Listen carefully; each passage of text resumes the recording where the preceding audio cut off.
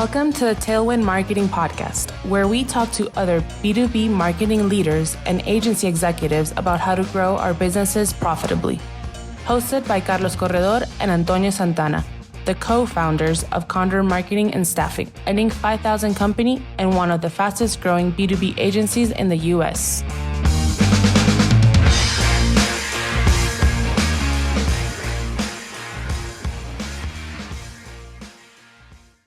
Hi, welcome to Condor Tailwind Marketing, and this episode is brought to you by Condor Marketing and Staffing Agency. Are you generating pipeline like it's 2023? Most marketing teams of IT companies struggle to drive sales. We help them leverage data and technology to make the most with their budget and get credit and respect from the rest of the organization. And you can learn more at condoragency.com. And today I'm here with Andrew Baird. Welcome, Andrew. Andrew is the VP of Marketing at TierPoint, a provider of cloud, colocation, managed services, and disaster recovery services. Welcome, Andrew, and why don't you tell us a little more about your background? Thanks, Carlos. Thanks for having me here. I will definitely dive into my background. It's not traditional, although I don't know if anyone really has a traditional background anymore. I came from a marketing type of schooling. So I went to Rutgers University in New Jersey to learn about marketing. And then I ended up going into product development and product management, and which is usually something that you might see someone who has an engineering background would go and do. And so I spilled into that, and then I ended up weaving back into marketing. And so I've been in the tech business, mainly infrastructure, communications, and data. So I'm at a data center company now, and that's where I more or less have been for the last about almost 20 years. And before then, I had some time in the financial services business when I worked at Oppenheimer Funds, which is now called Invesco. So I did a lot of customer service related work there, and then I did a little bit of work on the sales side of things, getting people to buy mutual funds and stocks with a broker dealer after that. So most of my experience has been really working with customers in some sort of format or another, and it's just shifted, whether it went from sales or to product or to marketing. But in the most recent years, lengthy years, it's been tech related, in B2B specifically. So yeah, it's been a lot of fun, and it's something that still keeps me interested. And how and why did you get into marketing, and in particular B2B marketing in the first place? Yeah, that's a good question. I remember when I went to Rutgers University and I was studying marketing, it was definitely a new concept to me about how B2B worked. And I always thought that I was going to do something more B2C related. I thought maybe I would go into advertising because I live close to the New York City area, and that's where a lot of my classmates went the route of. But I didn't really find out about that I was in B2B until it started to happen. And I got my first job out of school when I was doing product analyst work. And I realized that I was working with different businesses and serving businesses. And so that became something quite comfortable for me. And I thought that that was a better suited place for me in the sense that I could treat businesses as if they were individual customers. So there's similar methodologies so far as how you market to someone. So there's very similar structures on how you map journeys out, whether it's for an individual or, I mean, because it's individuals that work at those businesses. Those are the individual buyers, and they're making decisions just as much as a consumer is making those decisions. So it's not drastically different, but it definitely just happened. And so it's something that I feel more comfortable with. And then if you get into any B2C shops, and I spent some time as a marketer working at Audible. and you get to see a little bit, which is part of an Amazon company, you get to see the makings of what an organization is that serves a customer versus business. That's different. That's incredibly different. And the methodologies that are used for the greater methodologies that are used to go after a consumer are much bigger, and a lot more investment, I feel, in some ways goes into that versus what you see in B2B. Although there's a lot of money to be had in one transaction in B2B, probably more, of course, than you would see with an individual transaction. Sometimes you don't see as much investment in marketing in B2B as you might see in B2C. But it's interesting nonetheless that there are some foundational things that are very similar. And that is that you are really trying to get to your customer and you're trying to serve them and their needs that they have versus something maybe 80 years ago where people would develop something and then just try to sell that without really understanding the customer and if they ever needed it. So those things are very similar in B2B and B2C. So it sounds like you kind of got into it by coincidence almost, and then you just felt comfortable there and gained more Yeah. experience and simply, created your path in that route.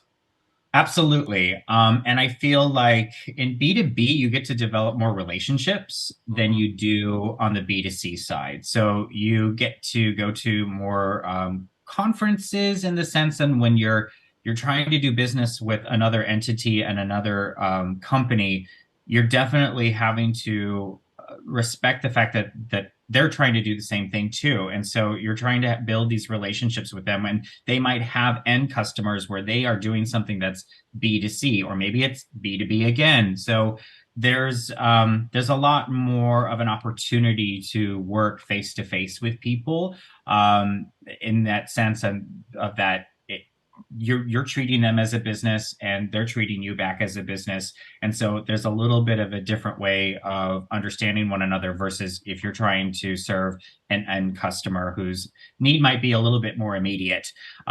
So both entities are just trying to make coin at the end of the day. They're trying to meet their revenue targets. So there's a bit of more of a mutual respect in that regard too. And so I liked that. And I thought that when I got into the B2B space, in particular, at that time, it was more so for telco carriers, like voice minutes. That's what I was doing. And when I first started, there was a lot of international business that I got to see, where I was talking with different companies all over the world and different individuals representing those companies all over the world. And that was really fascinating. So I really, really enjoyed being in that space where I could talk with different businesses around the world and understand their mechanics and some of the things that make them different than what you would see here in the United States. And you mentioned it's been around 20 years working in the industry. What Yeah. uh, what would you say?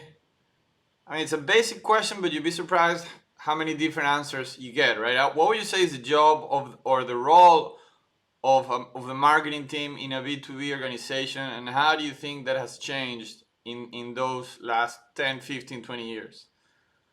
At the end of the day, in simple terms, I feel that a marketer really needs to be cognizant of brand awareness and lead generation.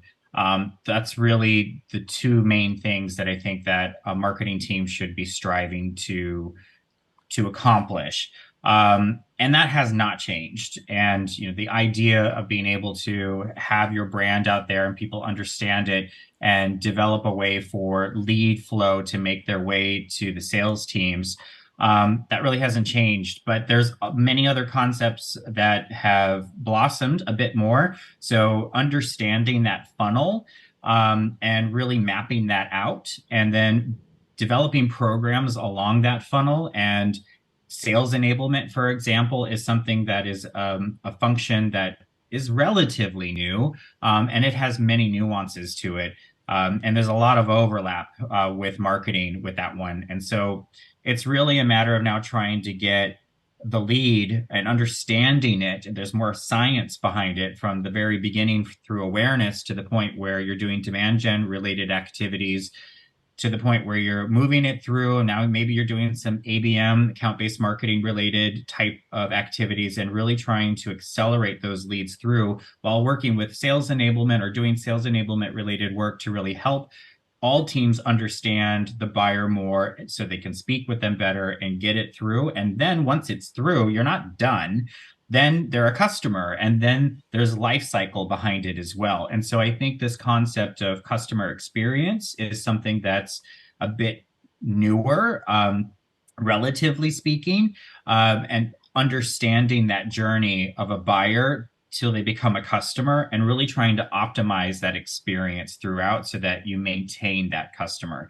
I think that's really what's changed, is optimizing that experience. And it's still, though, at the end of the day, awareness and leads. And I think what brings sales and marketing together is revenue at the end of the day.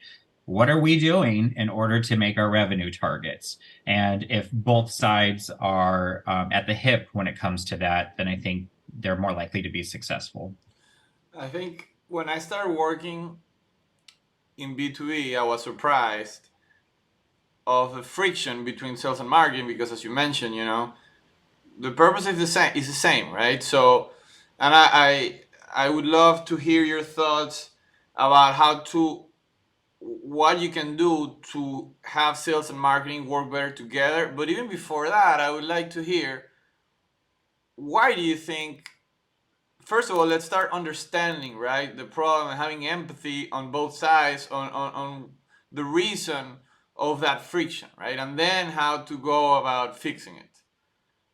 Yeah, it depends on your organization that you work for, frankly, and how it's organized.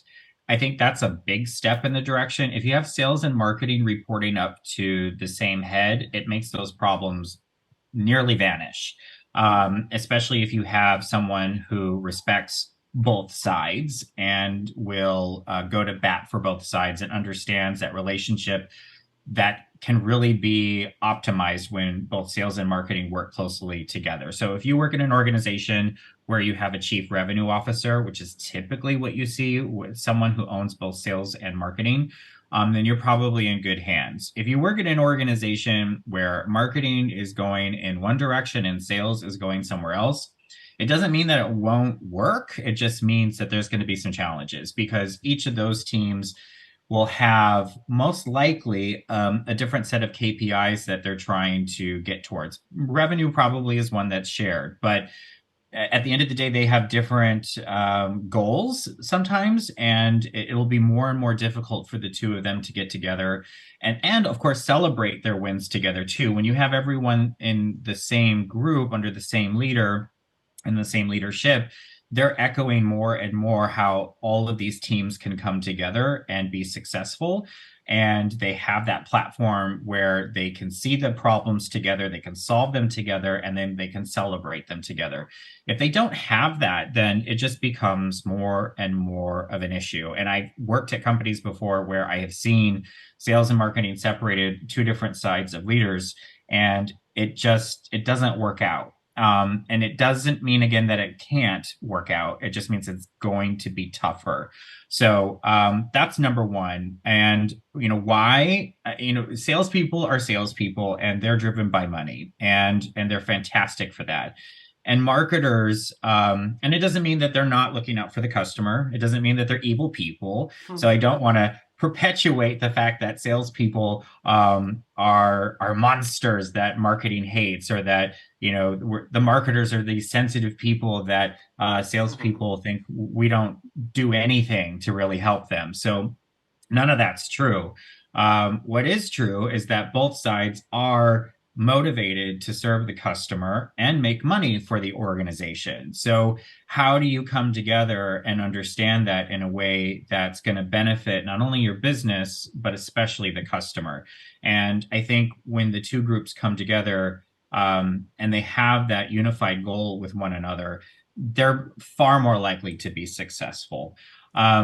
So like where I work today, we have that set up. And what I'm starting to see now, and it's happening here as well, where more and more organizations are having kind of a center for revenue. And that might be another example where an organization may have a siloed marketing team and a siloed sales team. But if there is somewhere where they either dotted line into or someone who has authority that is focused on revenue, then that can be quite successful as well, where we're all trying to make money for the company. So how are you going to do it? What are some of the programs that help with that? It almost seemed like before, saying that you're trying to make money was like, oh, don't say that. Like, it's, it's not very nice to be able to say that at the end of the day, that you're just trying to make money. It makes it seem cold. It doesn't really seem like it works when you're trying to optimize a relationship for a customer. But truly, you're in business. You're a business. You're trying to make money. So if you address that and you make sure that the organization is aligned accordingly with that, and you're keeping the customer top of mind and what you're trying to offer them, and have that feedback loop to your product team or whatever when you're generating your products, then yeah, you're in a better spot. So I would say your organization, number one, is going to make that successful. And then, when the people that are listening, I mean, they're in the organization that they're in, right? Like, Yeah. what can they do as a VP of marketing, or even the VP of sales, or one of the heads of the two sides, or maybe one seat below the head, right? What Yeah. approaches do you think have you seen or applied that have been successful in aligning those two teams? Yeah, you should have a common set of goals, and maybe you're going to need to have some governance, or you're going to need to develop a committee where you bring a few different heads that represent the different functions, and you build up your own charter together, and you have your agreement of what you're going to do with each other in order to be successful. And if you don't have that, then you're kind of shooting in the dark. You don't really have a sense of where you're all trying to go to. And so, sure, if you don't have that alignment naturally with a go-to-market plan, that's kind of top down and then kind of fed from the bottom up, then build one. And the first thing to do is to get those teams together, agree on what you want to accomplish. What is your plan? What are your KPIs of success? And then from my perspective, it's a go-to-market. It's building out, this is what we're going to do to make that top line number. This is what we're going to do, and this is how we're going to work together to do it. And there's a lot of nuances that come with that. And I think sometimes people hear go-to-market and they think different things. But if you at least say go to market, and then you start understanding how some of those various components can come together, you're already in a better place, because that really unifies the commercial teams to make sure that everyone understands each other's plans and priorities and how they're going to work together. And that can bring in the product organization as well. That can also bring in the customer service organization.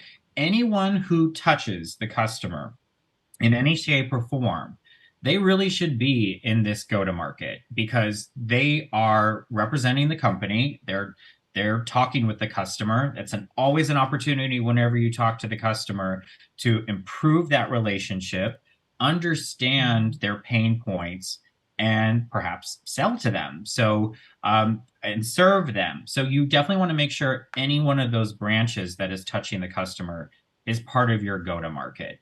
And I think that's really where a lot of companies fail, or that they're missing these opportunities, is when they take a look at anyone who's talking to the customer and optimizing those touch points. And if you have a plan to optimize all of those, then you're in a better spot. And you mentioned the KPIs. Do you think either the selection of the KPIs or the actual measurement of the KPIs is an issue? Yeah. Yeah, it is. It's hard to start. It's easy to kind of conceptualize a couple of things that you all want to get behind, and that's probably the best thing to do, is just start somewhere. The nature of analysis is it leads to paralysis, or it can. So you start somewhere, and the beauty of once you start to see the numbers is you have questions. You say, oh, why is that number? And then it became this number. What happened? And then the analysis continues. Well, we're probably going to need to look at this number now. Okay. And so you can start to see it getting bigger and bigger and bigger. And anyone who's working to try to put those numbers together, which I have been that person before. That was actually one of the first things I did when I became a product developer, is I needed to, on a daily basis, show numbers to people, salespeople who needed to be able to understand the mechanics of the product and then go and talk to customers. But then I needed to send those numbers to finance, and then they needed to report based off of it. So that part can be really tough and daunting if you don't have an organization that has a strong analyst or a strong marketing ops or any kind of reporting function. Anything, if you don't have a BI tool or you don't have anything like that, that's really, really, really tough. And then you have your finance team who's probably very versed in numbers and knows what they need to report on. And they're going to require the rest of the organization to kind of get in line. And so you want to make sure that whatever you are reporting is going to satisfy them, but also satisfy the rest of the organization to make decisions on how to optimize customer relationships and generating and building more revenue. So yeah, I think that's tough. We came actually to Condor because we needed help on that front. We only had one person who was straddling a lot of different functions, and marketing ops was one of those that we needed a little bit more help in. And so we've matured more. We've actually brought someone in-house, and we're still working with Condor to help us. It's a big piece of what we do in marketing, is the marketing operations function. And that is just us. There is a whole other side of sales operations and the rest of the business operations too. There's like 3 different groups that are really focused on numbers. And so those teams have to understand each other's numbers and data sets and data sources, and the technology behind it as well is another whole other subject. If you don't have the technology to really help you be able to manage that data, then that can be quite difficult as well. So yeah, it's a pain, but it's really cool. Once you got the numbers, those questions start coming, you start making decisions based on them, and it just changes everything for the better. Yeah, and I want to talk about product marketing, but before starting, I wanted to ask you: is there anything else? Any other recommendation that you have for for to solve that challenge, or to align sales and marketing? Have fun. Don't forget to have fun. You have to celebrate. And I think that's sometimes missed as well. Having enablement can sometimes help with that. And whether you have someone who's doing the enablement, or your marketing is definitely going to play a role in it. You have to figure that part out too, as far as who's that person or those persons that are going to be responsible for helping to enable the sales and marketing teams to understand, again, the goals and understand the wins, and then have some success along the lines. I don't know, from my experience, if every B2B organization does like a sales kickoff, but every organization that I've been in has had one. And so that happens every year, usually at the very beginning of the fiscal year. Ours is in January this year. This coming year. And I know it says sales kickoff. There's marketing too that's going to be there, and there's others that are going to be there. But it's definitely an event that brings everyone together, and it's surrounding the idea of our go-to-market. What are we going to do to align everyone? And that's a time to celebrate. And it's a missed opportunity if you don't celebrate everyone within the sales and marketing organization. Do not just celebrate the salespeople. Don't forget the marketing people. Don't forget the other functions that are in there, whether they're your technical sellers, maybe it's your sales support people, and then some other people that are around the fringes too that help. It could be your legal team, for example, someone in your finance team who helps with deals that get through. So don't forget to celebrate all the people who have helped to make something come to light. And I know sometimes marketing or product management can be sometimes unsung heroes because they're doing the work in the background. But that's not always true. There's definitely some marketers who are closer to salespeople, like field marketers, for example. Those people are working on account-based marketing. And then anyone who might be in product marketing, who's doing some training or putting some documents together and chatting one-on-one with salespeople. So there's a lot of different heads there that deserve the applause. So any way that you can insert fun and bring that go-to-market to life throughout the year, whether you have your all-hands meetings, whether it's happy hours, anything, you want to make sure that you're creating that camaraderie and keeping that relationship alive inside. And I think that will really make things better, so that it's not just, okay, everyone, we got a plan, let's go do it. We didn't do it, or we did do it. Okay, now let's do it again.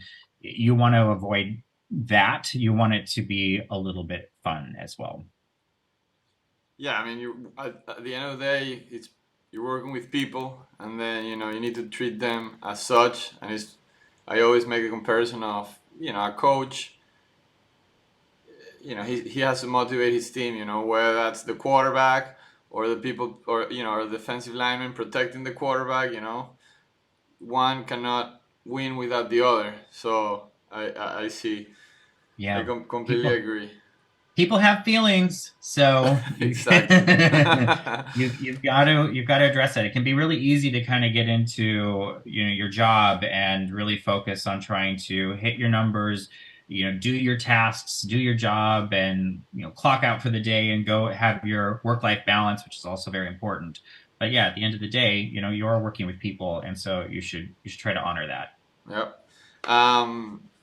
In terms of product marketing, Andrew, you know, why is it so important?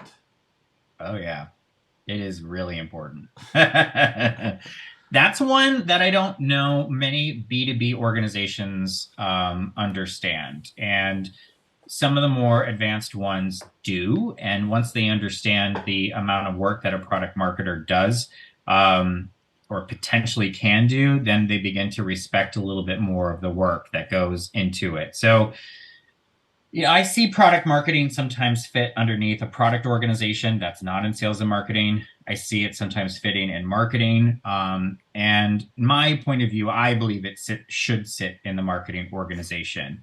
The product marketing organization is fundamentally responsible for the message. And there is a difference. It's of a brand message and then a product message. There is some overlap, but the product message needs to be translated from what we call speeds and feeds. It's the nuts and bolts of the product to how it really benefits the customer. What are the outcomes that those customers are looking to achieve? And what are the personas inside that particular business that you're trying to serve? So in our case, we're going after CIOs. We might be going after VPs of IT. We might be going after analysts or developers. Or we might be talking to the CFO. These are all different personas that want to do different things, and they have some shared common goals, but there are some specific nuances. And this is what I love about marketing and product, is that both have this idea of a persona. When you're developing a product, you usually have a persona that you're building, so you understand your customer. Same thing with marketing. You usually have a persona and you have to understand how to market to them. So I definitely think the product marketing organization comes in handy because they sit on both sides and they understand that. So they're helping to bring the message together. They're the ones that are really understanding the nuances of the product to the point where they can develop the slicks, the fact sheets, the messaging that you will see maybe in white papers, the messaging that you will eventually see in blogs. They're looking at a lot of different words that are going out there and making sure that your content marketing team isn't saying a lot of garbage that's untrue. You want to make sure that they're keeping the SEO people in line too, so that they're not trying to get your organization to optimize for a term that isn't something you sell. So that's really where a product marketer comes in handy, where they they got to know really what it is that you're selling at a technical level, but be able to transcribe that into a marketing message. There's a lot more that they do too. They're also the people that are responsible for product launches. So if you're a product heavy organization that does a lot of enhancements, your product marketing person is really going to be the person that's helping to build out a marketing requirements document, an MRD. There's different disciplines out there when it comes to building products. Hopefully you work at an organization that anyone who's developing products, they have some type of something like it's called the product development lifecycle, the PDLC process, where you start with something that's like an ideation, and then there are gates that you go through that process where you have to stop yourself and say, are we actually going to continue and build this product? And it's usually by community in some sort of regard, where people are reviewing the status of that product before you move on to just launching it. Because the worst thing that can happen is in your product organization launches a product, doesn't work cross-functionally, and then you get a knock on the door and they say, where's my press release? Why haven't you told the market about this? Why aren't you training people about this? I didn't even know you were doing this product. That's horrible misalignment. You should see that product coming a mile away and have already started to build a kind of marketing requirements document, which really has a full sense of what this product is, why it's important to the buyer, understanding the competitive set. So who are you competing with and how are you going to message against them? And then how are you going to bring this to market? How does it make sense to really go after different types of buyers, different types of personas? What are the tactics? When is it going to happen? All of that stuff is really, really important. A launch can be sizable and it can take quite a bit of time in order to bring something like a new enhancement even of a product to market. So you really want to make sure that your product marketing organization is empowered to do that, and they are responsible for working with the product management organization and the rest of the commercial team, which could be your sales operations team, and maybe even extending over into legal and anyone else that market requirements document deems is important for a successful launch. Customer service as well. Everyone has to know it. Any of those people who are talking to the customer needs to be in that. So a product marketing person's really, really important. And I think sometimes organizations don't realize just how important they are. I mentioned competitive analysis. That's something else that a product marketer does, is they take a look at the marketplace and they understand who your buyer is maybe going to talk with other than yourself. And you can have your product marketing organization develop things called battle cards, which gives your sellers, your sales teams, a better understanding of the product that you're offering, some of the messages that are going to resonate with the buyer, some of the competitors you're likely going to meet out there in the field, and some counter messaging that you might want to be able to offer too. So it's a lot for a product marketer to do, and I have found in our space they're really, really important to your organization, just as important as other pieces within your marketing organization. That one's really, really important. And I, of course, am biased because I came from that side, and I started as a product manager. I did some product marketing, and then became a marketing leader. And I've always championed product marketing just because of the amazing oversight they have. You can start, in my opinion, a marketing organization with a product marketer and no one else. And because they touch so many different things, eventually they're going to run out of fumes and they're not going to be able to do everything. I mean, I had to do that when I went to Audible, and I launched Audible's very first B2B product. And it was called Audible for Enterprise, and then it became Audible for Business. And we were trying to sell, the Audible to different businesses that the HR teams were wanting to give their team something to help them for various different purposes. But I was the only marketer. That was it. Like, there's a huge team of marketing at Audible, and they're pretty much focused on B2C. And I was the only B2B person that was in there. And I had to build out emails in Pardot. I had to build out those nurture streams. I had to be the face with the creative team. I had to build, of course, my go-to-market out. And I had to do the competitive set, and I had to be involved in internal events. And there was understand what we're going to do with SEO. And so there was only so much that I could do, but it was enough to get started. And eventually, I left there, but I know that they continued on. But that's certainly something where I think you could start a marketing organization with someone who understands the product and has the discipline as a product marketer. But eventually they're going to run out of steam. You're going to need to invest more into that. But you could start with a product marketer.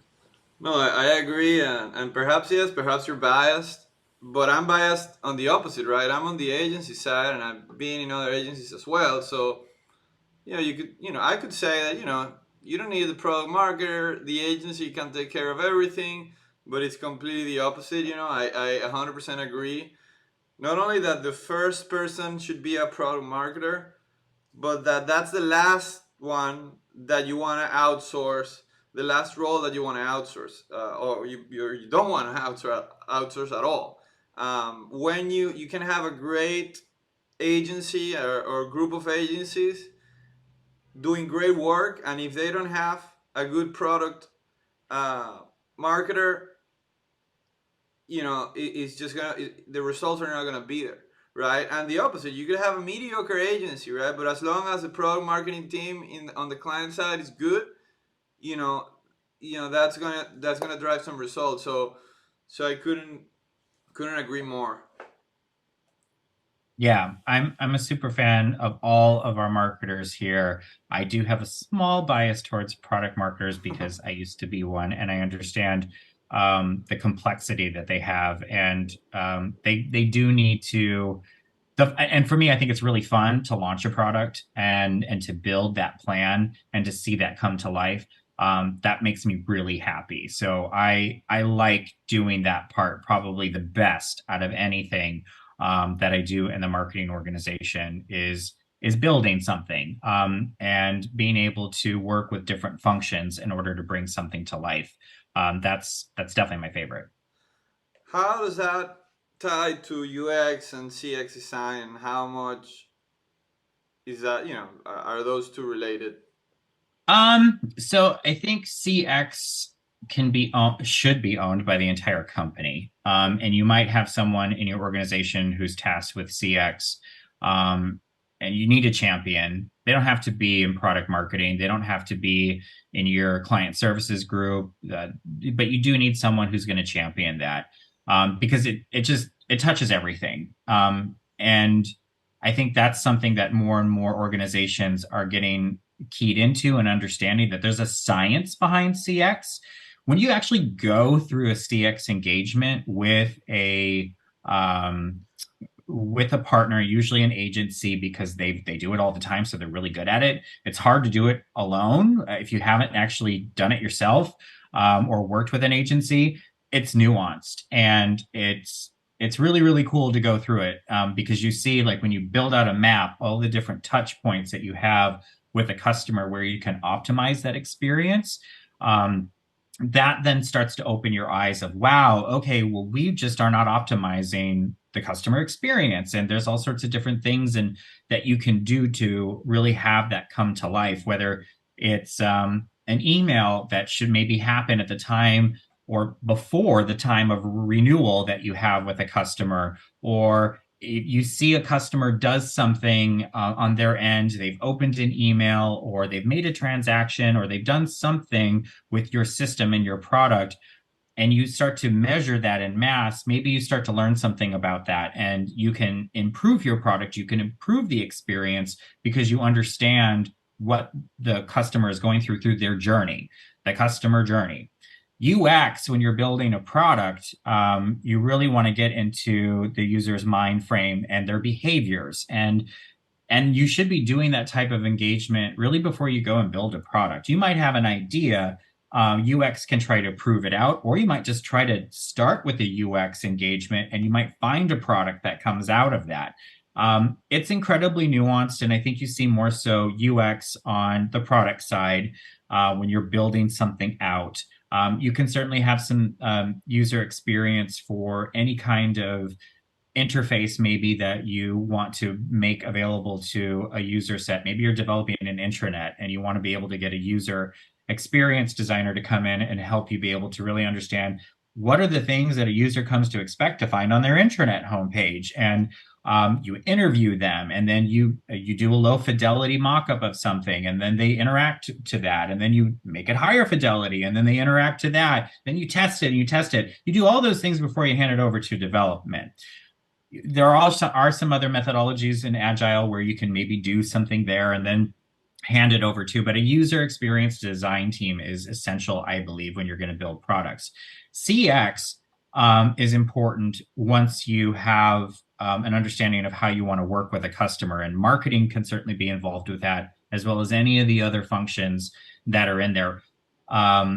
In the mix of touching the customer. But I think, like, from marketing's perspective, if you think about marketing experience, you think about the buyer journey, you think about how do they come across your brand and what's their experience when they do that, all the way to the point where they go through the sales funnel. What does that experience look like, and how can you optimize that?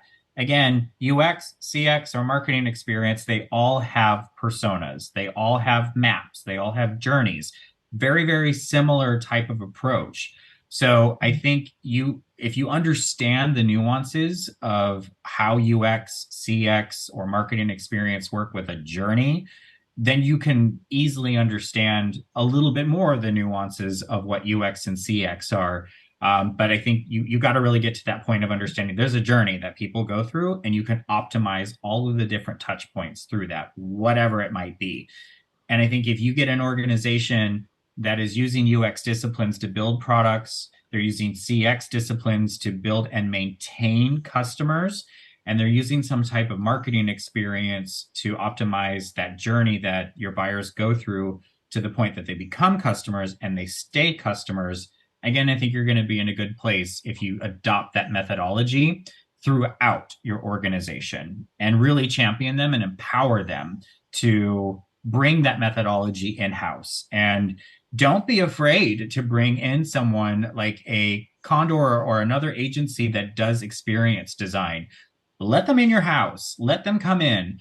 Let them get you all in a room and let them show you how to build out these journeys so you can start seeing some of the data that your customers are going through. It will really change the way that you operate, and it will bring a lot more of an appreciation to what the customer is going through, and it will align everyone real quick. So I'm a huge fan of that. All right. Well, Andrew, there's some bits of wisdom there, from product marketing to sales enablement to UX and CX. One of the things I always like to ask towards the end of the episodes are, what books, mentors, or references would you recommend for people, in particular in B2B marketing, but in general? It could be personal, it could be, something that, made a difference to you and helped you become what you are today. Yeah, a couple of things that I will recommend. Most recently, I read a book by Donald Miller called Story Brand, which is the idea of making your customer the hero. And it goes back to messaging. So if you're a product marketing person or otherwise, it's a really important read because it really gets you a sense of making your message simple and how to construct it in a way that empowers the buyer to be the hero of your message. So I recommend that. But somewhat related, and this is one that I got back, I have it here actually because I kind of knew you were going to ask me about this. Actually, you can see this here. I'll tell you what it is. It's called Strategic Marketing Management, a Means End Approach by Mark Perry. Means end theory is something that really got me when I was in school, and it was a class called Strategic Marketing or Marketing Strategy. And that was a methodology of, again, it's kind of overlapping with UX or CX. It has these interview capabilities when you are asking someone why they like something as an example. Like, why do you like this car? Oh, well, it looks good. Well, what about it looks good? Oh, well, the windows are nice. Oh, okay, what about the windows are nice? Oh, they're tinted. Oh, well, why do you like tinted windows? Oh, because it gives me a sense of privacy. Okay, cool. So you're building this thing called a ladder, essentially, and you're trying to get up to these tropes that they're always the same thing that always ends, and all of these ladders that almost everyone has that they're trying to attain, which could be security, it could be a number of different things that we just have fundamentally as humans that we're trying to get to. And when you can map your product or your service in a means end approach, and you can get to those fine items at the end of the rainbow, of the end of that bridge, those are nuggets that you can use to make your messaging and your advertising really impactful, because you can start to take those elements, like if it is security, for example, or a sense of belonging or something like that, you play with that and you make that the key thing that you see in your message. It just makes it stronger and it resonates. And you're starting to get now into the psychology of how a buyer behaves, and you're getting closer to how they have associations to certain words, certain images. Those are things that really start to make your brand flourish when you can start to understand that. So for me, that was super cool, because I started off, again, really, really liking parts and pieces of words, morphemes. I actually studied English as well at Rutgers, doing psychoanalysis. And so we were analyzing text. And so that kind of thing really gets to me, that I understand that you can work with associations with with people in general to really elicit a reaction. So if you can build products and you can build experiences for people that are optimized the way that they want it, and then you can use some of these fine-tuning things where they can have an elicited response to your message, then you're doing really cool stuff. So I really, really love that means end theory and means end approach. Theoretically, I think it's pretty cool. So story brand and strategic thinking. I went into school, I studied communication. I was gonna be a lawyer, and I switched last minute. But I would say, if I can turn back time, I would study psychology, because I think it's fascinating. It applies for marketing, for life, for relationships, for everything.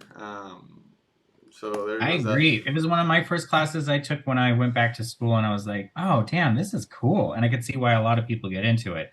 But yeah, you can apply that to just about anything. And in marketing, there's definitely a place for it too. For sure. Yeah, I'm gonna, kind of like in a phase of, I went through a phase of behavioral psychology books, like Thinking Fast and Slow, and those type of books. I think it's fascinating. Andrew, anything else that you'd like to share that we haven't got to, that you think might be beneficial to the listeners? Yeah, take your vacation. Life's short. Have a work-life balance. Make sure that you aren't burning yourself out. Definitely have some work-life balance. So if we learned anything through the pandemic and just through some of the crazy times that we're going through in this world, remember to have balance with your family, your friends, the planet. So treat yourself well, and others around you. Do that too.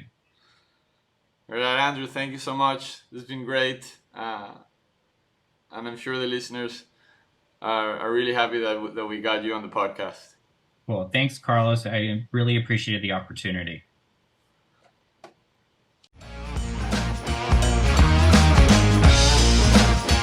Thanks for listening to the Tailwind Marketing Podcast. If you enjoyed it, remember to subscribe for future episodes. Until next time.